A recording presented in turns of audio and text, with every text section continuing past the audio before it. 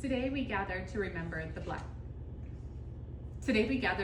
Dalinar Kholin, the Blackthorn, the bondsmith, and king of Urithiru, and above all else, a man devoted to the pursuit of honor and redemption.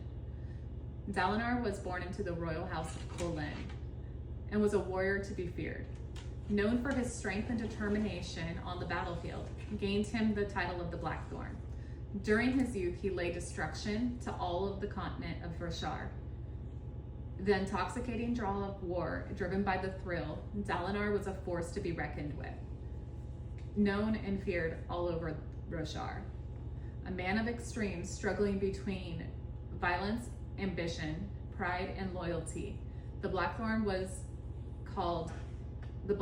he was called, was a legend.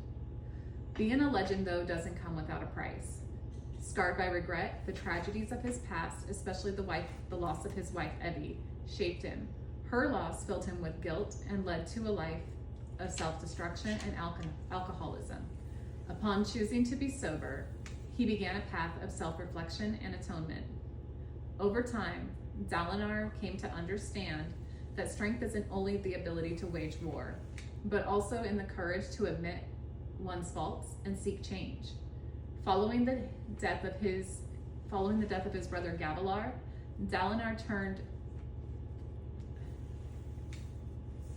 Dalinar looked for salvation in the book The Way of Kings. The Way of Kings and the Alethi codes of war became his guiding light. Over time, he began to lead not with fear, but with integrity, valuing the lives of his soldiers over conquest. He sacrificed, changed, and strived to live to a higher purpose.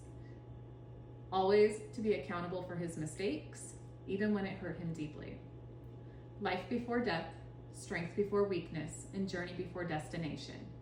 During the extended siege at the Shattered Plains, the Knights Radiant were emerging after 4,000 years. Dalinar embraced the daunting tasks of uniting not just armies, but nations and individuals. While on this path of unification, Dalinar bonded the Stormfather, earning him the title of the Bondsmith, the leader of the budding Knights Radiant.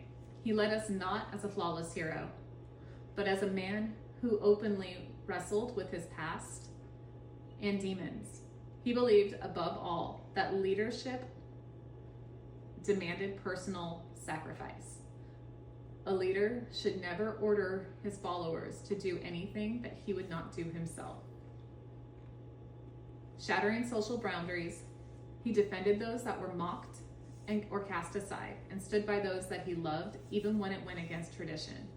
He did not seek praise, but to strengthen society and create stability and unity